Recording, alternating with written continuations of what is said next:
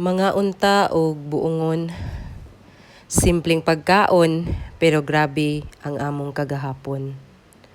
While gikaon ko kini, nakahinumdum ko sa atong kaagi. Kadtong sadya kaayo ta, nikaon aning prutasa.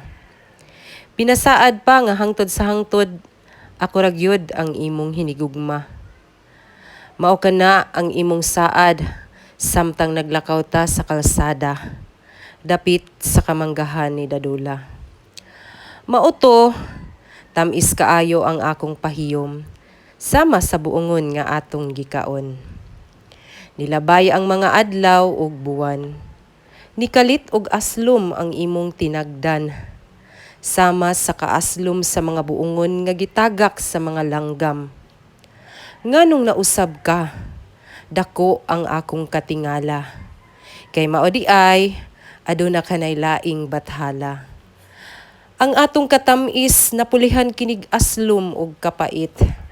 Sakit man pamalandungon, pero ako na lang dawaton. Nga didto sa nagbarog nga punuan sa buongon, igo na lang nako handurawon ang atong kagahapon. Buongon ra man ang tani oy, and I thank you.